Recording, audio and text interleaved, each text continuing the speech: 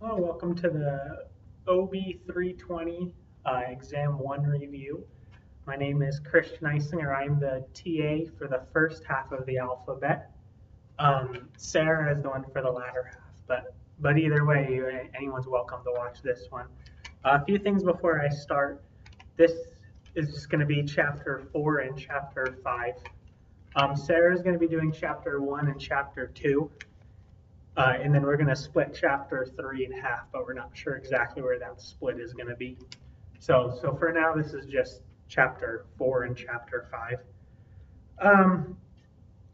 I guess a few things before I get started. I want to talk about Proctorio for a minute.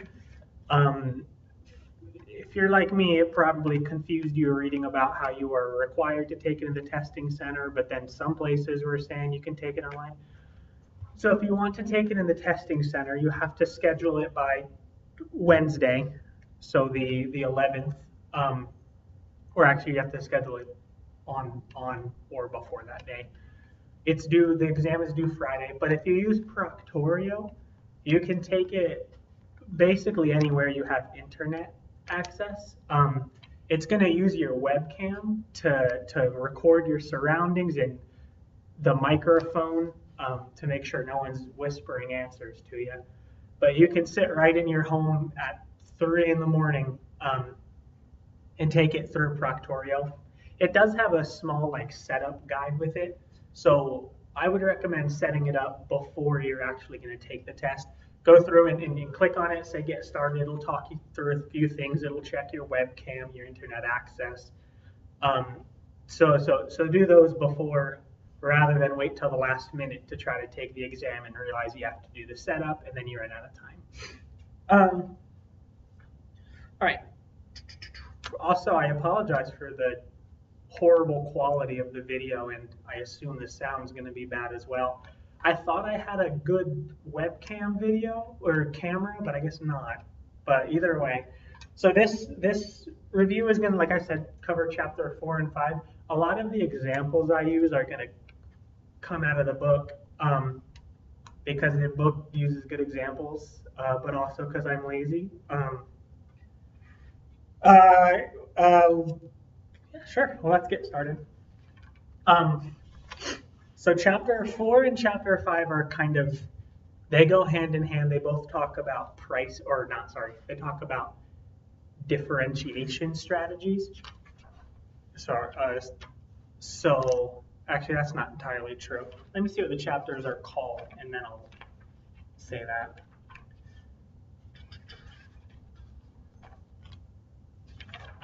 Chapter 4 is about the cost being the unique value that you offer.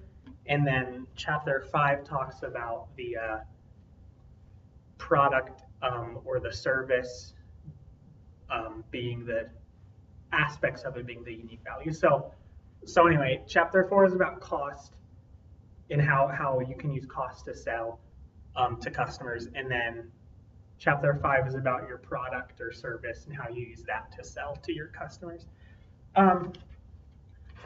So another thing with chapter 4 is it's called cost advantage.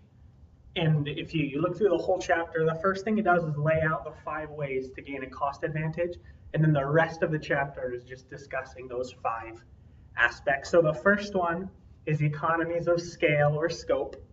The second one is learning and experience. The third one is proprietary knowledge. The fourth one is input costs. And the fifth one is different business model. And then, like I said, the rest of the chapter, what we're going to talk about in this video is those 5 things and how you can use them to gain more customers. So to start with economies of scale, I apologize for any econ majors because you can probably do this a lot better than I'm going to, but it's a start. So this is a chart of the cost of your product as opposed to, or not as opposed to, the cost of your product based on how much you produce. So let me write that, cost, and then quantity, quantity produced or manufactured or people serviced. So I don't want to overcomplicate things because it really is, it's pretty simple to understand. So let me just use like a basic, easy example to understand. So let's say you own a bakery and you're a very low producing bakery. So you have one machine in your bakery that produces loaves of bread, and it costs $1,000 to have that machine. And at your bakery, can you see these numbers all right? I'll write a little bigger for you. So your bakery costs $1,000, and you produce 500 loaves of bread.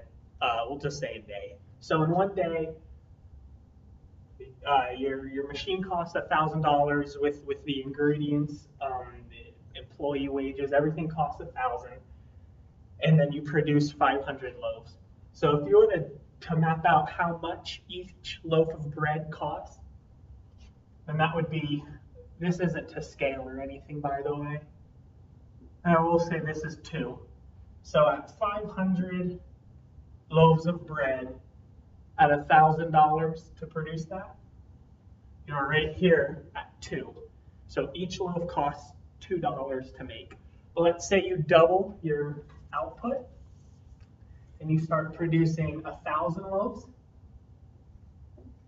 And you can see really easily that the cost per loaf of bread has fallen to $1.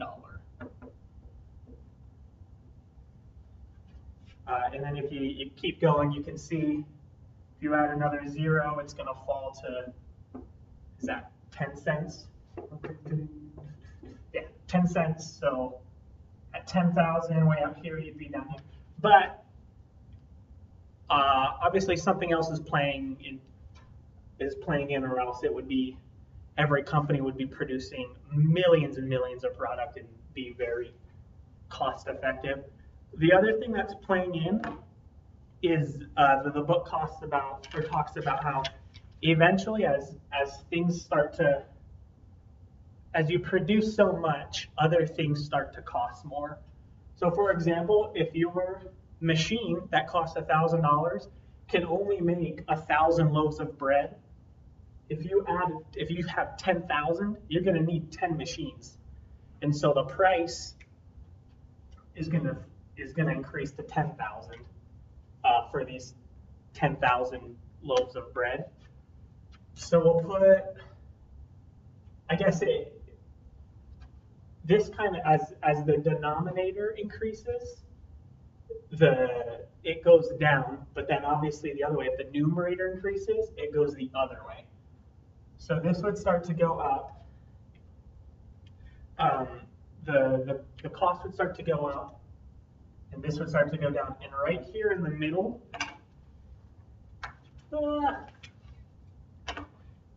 this is what the book refers to as the, I'm sorry if you can't see this, the minimum, oh dear, efficient scale. So if you're a business, this is about what you should be producing, because that would be the most cost effective. You'd be producing the most without, where your cost would be the lowest. So you don't need to memorize this chart. It's good to understand where it comes from, and especially know what the minimum efficient scale is. But this is a representation of economies of scale. Is as you produce more, it costs less per product. And then on the other end, they were real clever when they came up with the name. They said, if this is economies of scale, let's call this diseconomies of scale. So you have economies of scale as go down, diseconomies of scale as it goes up, and in the middle is the minimum efficient scale. All right, just a second. Oh, I guess I could mention where these costs are. The book distinguishes between two kinds of costs. It has what it calls fixed costs and then non-fixed. So fixed costs would be things like if you build a factory, that costs $1 million to build. Whether or not you use it, it's $1 million for the factory. So that can be part of these costs that are being spread across multiple products. The other kind of cost is calls them non-production costs. So these are things, it has 3 different kinds of things. In fact, I'll erase this and I'll write them down for you.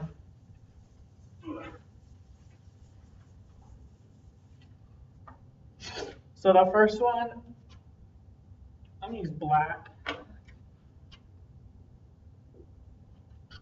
you see that?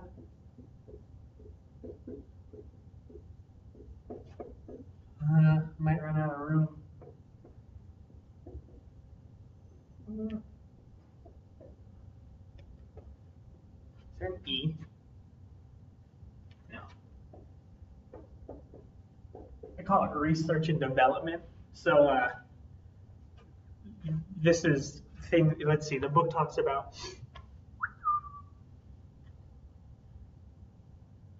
I didn't talk about anything. This is things like trying to make your product better. If you work for like Apple and you run the research and development. By the way, this will also be called R&D in the business world, so don't get confused about that. This is if you work for Apple and you're on the research and development team, you're in charge of things like making the product better, figuring out what people are interested in, what would make the phone better. Inventing Game Pigeon would have been part of the research and development process. Another one that's very related to it is advertising costs. So this is obviously things like getting commercial space on TV or billboards or radios. And then the last one, I don't want to write this out. General and administrative costs. So the book talks about, this is things like salaries, this is things like taxes. It says general support. So it's a pretty open-ended category for things that don't fall into these two. These 3 things are your non-production costs, plus production costs or fixed costs are the things that that economies of scale spread. Did I say that right? Production costs and non-production costs are the costs that economies of scale spread across multiple products. All right, I think that's a pretty good explanation. Oh, and then it talks about specialization of tasks versus, or it says specialization of machines, which is obviously buying machines that just produce 1,000 loaves of bread, and then specialization of tasks and employees. So specialization of tasks would be things that, well, you know, much about Henry Ford. This is what he was famous for. He took the whole car manufacturing process and narrowed it down to put the steering wheel on, put the seat in, or this person will put the steering wheel on, this person will put the seat in. And so each person had this task that they were very good at. And so it made them more efficient. The other thing that can kind of be confusing is employee specialization. So task specialization is taking a task and breaking it down to specific things.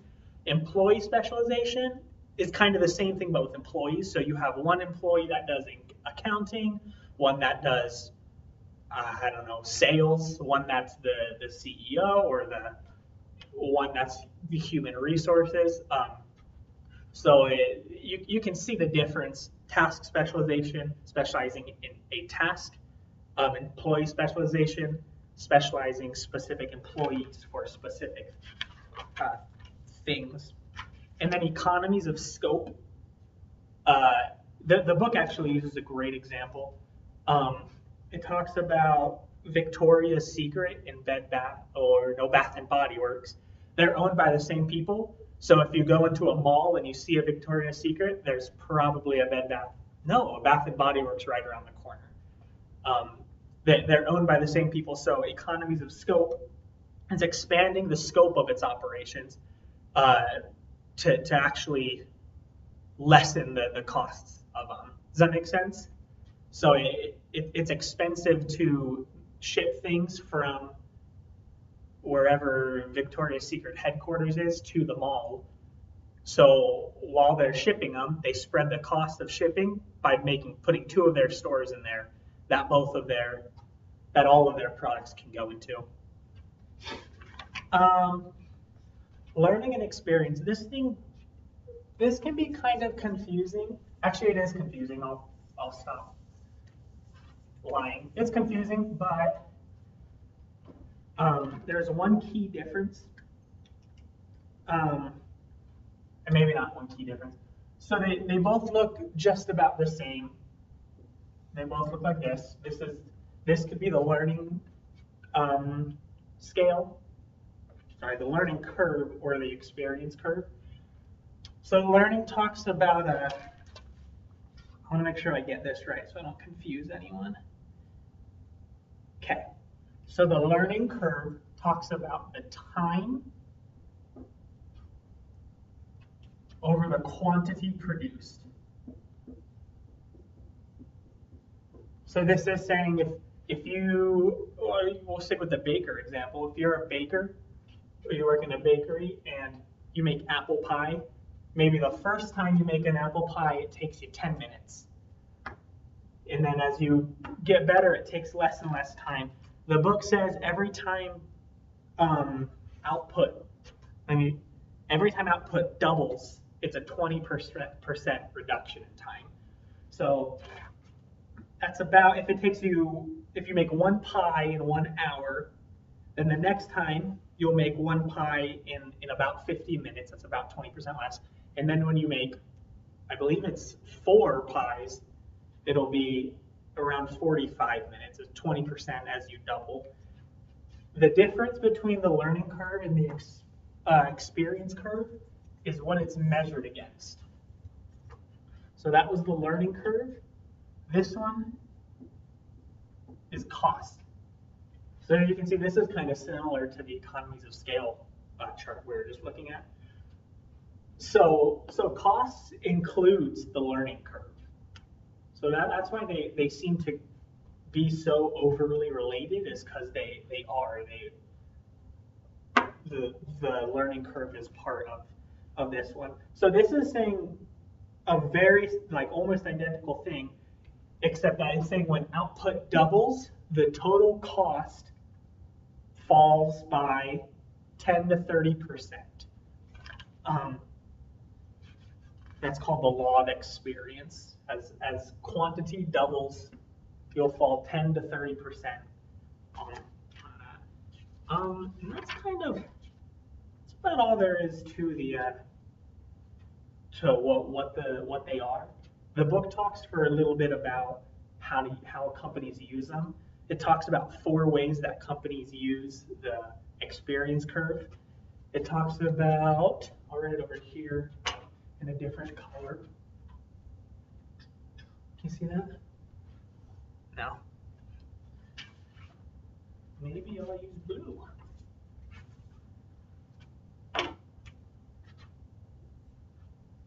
There you go. Growth/investment.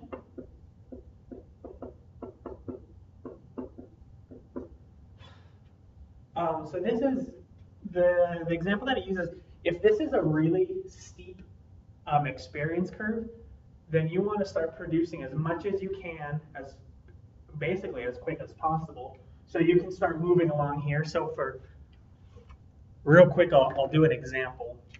Let's say a brand new market opens up for something that no one's ever invented before, and two firms immediately start hop on it. We'll just call them firm A and firm B, and they both start producing. And their costs are about here at however many dollars this is. Oh, can you see that? So they both produce this many at whatever this cost is. But over time, we'll say firm A starts to work at it really hard, starts to produce a lot. So they're way out here, but firm B didn't produce as many, didn't invest as much into this one. So they fall here. So so obviously there's a pretty big difference in the amount of quantity produced, but what really makes the difference is what this does to the cost.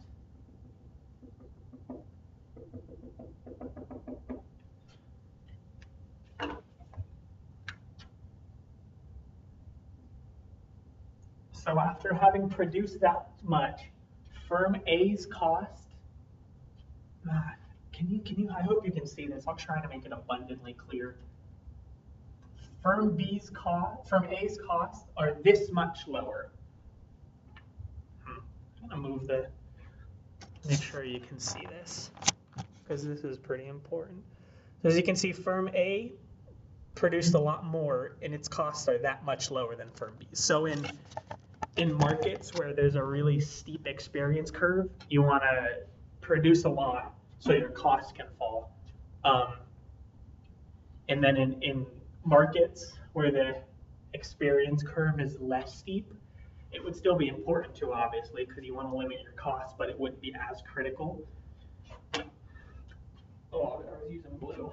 So the next one that it talks about strategy based on the experience curve is pricing strategy. So we can actually use this same graph for it.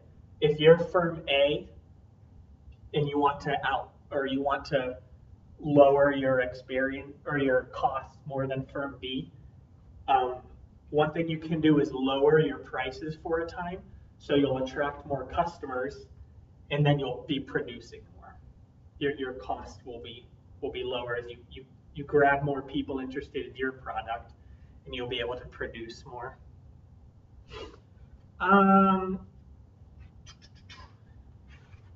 The next one is cost management.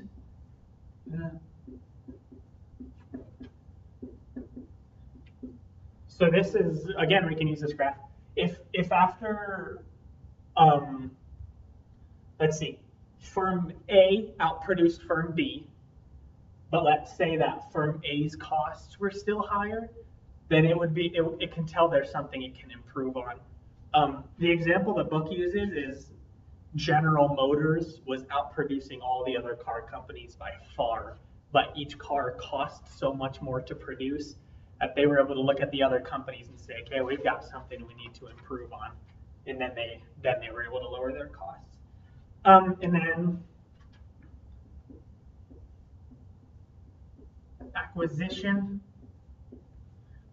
This is pretty self-explanatory. If you're firm A and you want to produce more, if you acquire firm B, you'll be able to grab all of their output and go out the area. The book uses the example of a service that provides internet to hotels. Once the one firm bought the other, they were able to kind of produce or service way more people, and then the cost would be less because they'd be on the experience curve. Okay. Next one is proprietary knowledge. So this one is pretty self-explanatory as well. If you have, it uses the example of Toyota. Toyota developed a way to make cars cheaper. And as long as they were able to hold that proprietary knowledge, that's things like, proprietary knowledge is things like trademarks or copyrights. So knowledge that isn't public, and I guess patents as well. As long as other companies can't use the same things that Toyota uses, it has the advantage over those companies.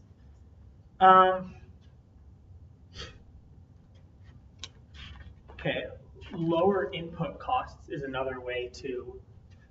I'll show you this one more time before I erase it.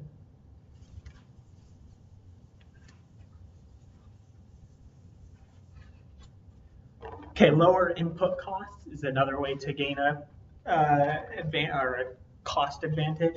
So this is exactly what it sounds like. If what you're producing costs less, then you'll be able to sell it for less. This includes things like your employees or your resources that you're using. So again, it has 4 examples of lower input costs. Just a second, I need to get some water. So I think this worked. I think we're just recording from where we were. Anyways, lower input costs. So it lists 4 ways that you can have lower input costs again. The first one is, oh, that's not how you spell bargain.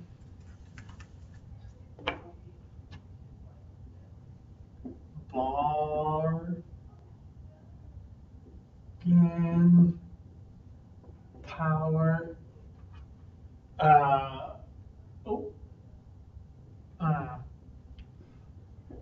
Over suppliers. So this is what Walmart is really. Can you see that? I think so.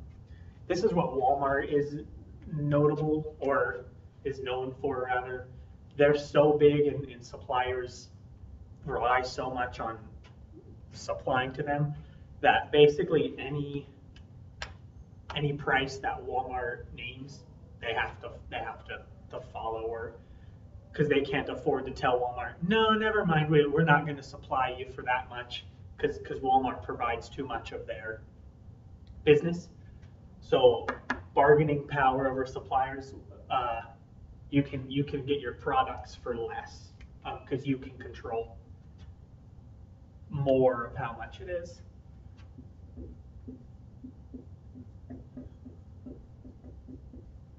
On the other side of that is cooperation with suppliers.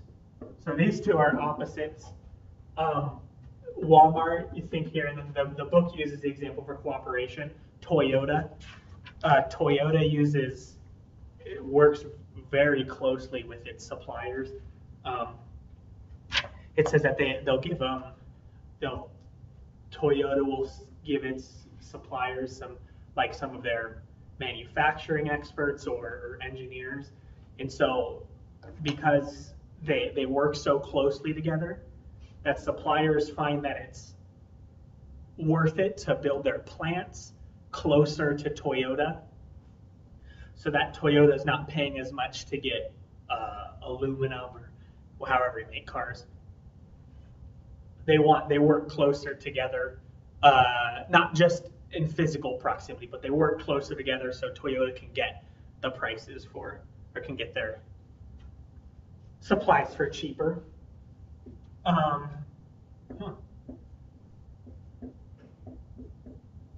the next one is location advantage. Location advantage. The book has three forms of location advantage. It talks about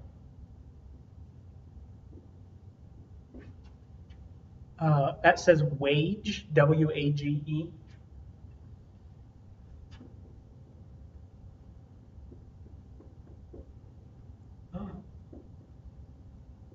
That's supposed to say exchange rates.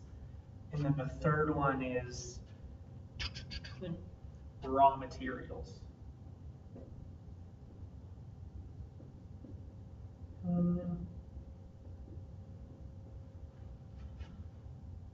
So wage wage rates, exchange rates, and then raw material and also energy costs. So the example the book uses is when Nike, let's see, when did Nike in the late 1970s found that they could produce their shoes for a lot cheaper if they used, I think it says European actually. Oh no, it says Asia. So Nike used, started to produce their products in Asia because wages were cheaper. So if they're considering labor an input, so they could get cheaper labor, which allowed them a cost advantage because they could then sell it for less okay. Anyway, exchange rates. I'm not great with exchange rates. It's kind of confusing to me, but basically what it is sometimes a dollar can buy you this many euros, and other times a dollar can buy you this many euros, just depending on how different markets are doing. So the book talks about in Indonesia as let's see, I'll just read it. The value of the Indonesian rupiah fell from 4,000 per dollar to over 10,000 per dollar. That meant Nike could buy more rupiahs with each dollar. So it was worth working in Indonesia because their dollar could go further. Like I said, that one kind of confuses me, but just know that when there's different kinds of currency being used, there's an exchange rate advantage being used. And then the last one is raw materials. This probably confused you with the fourth input advantage, which is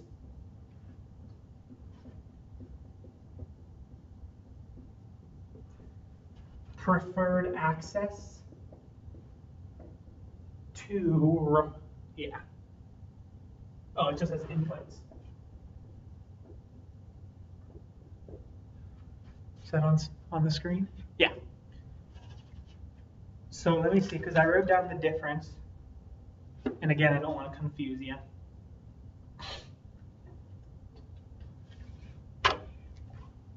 Okay, so raw materials and energy costs is a location advantage.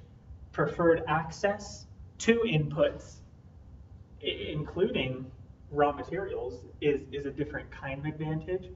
The difference lies in that, let me see. The difference lies in that for raw materials as a part of a location advantage is that raw materials means there's plenty of them. For example, a lot of companies that produce paper work out of the forests in Canada because they have lots and lots and lots of trees. The difference here with that, because it seems similar, this applies specifically to rare items. They're to rare, or it says rare or difficult to imitate.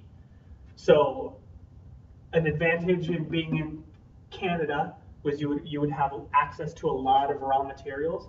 But if let's see, what's the De Beers? I think that's how you pronounce it, or Tiffany & Co. They do a lot of work with diamonds, so they would want, it's a rare item, so they would want, it kind of works the same way, but just remember that plenty materials, rare. Sorry, that wasn't a great explanation, but that's the differentiation the book makes, and a lot of it's just based on that. Anyway, sorry, you can go over the book more, or Google it more, but that's as much as I can tell.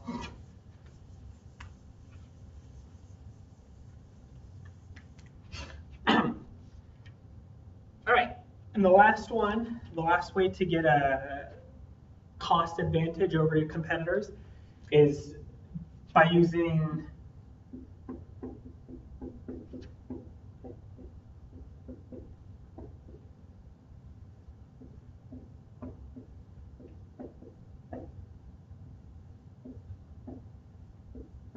a different business model.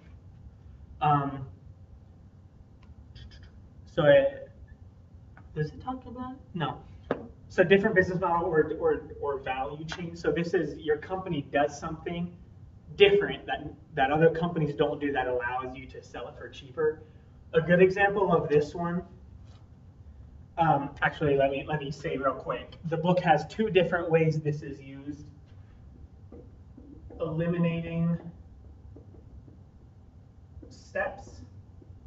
So eliminating steps that you have to that other companies have to do to produce or sell their product. And then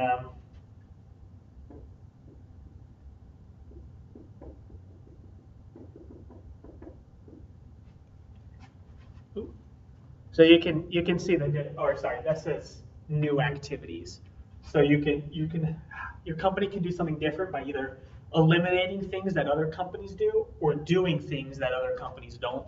A good example with eliminating steps to have a different business model is IKEA.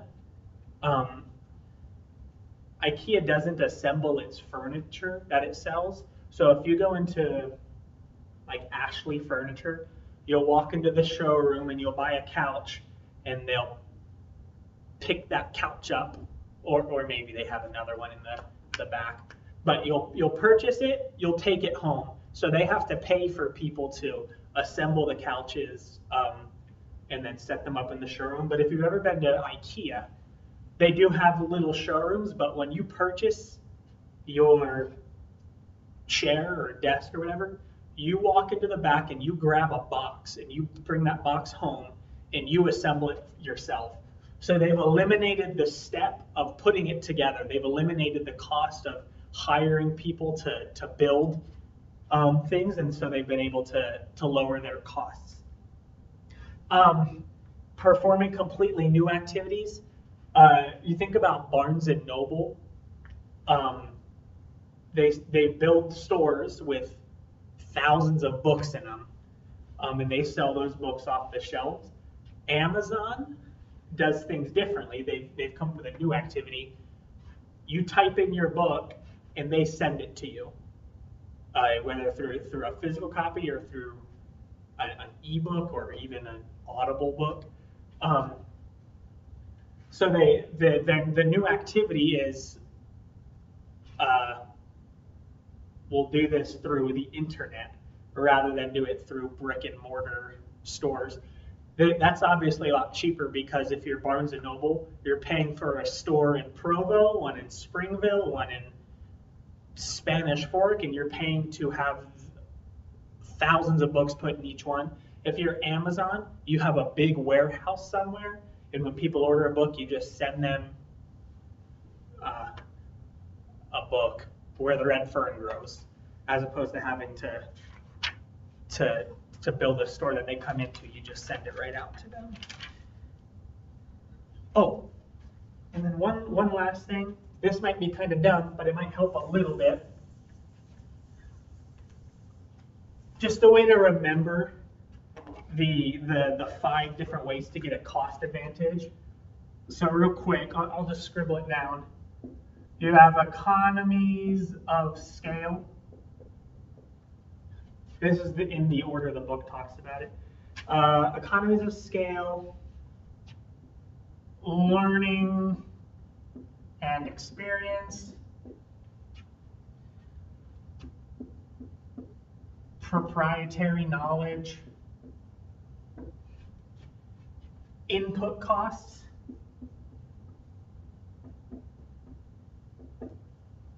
and then different business model.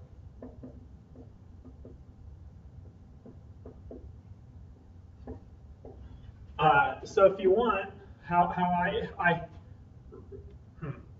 a good way that might help you remember it is to just rearrange these letters into something.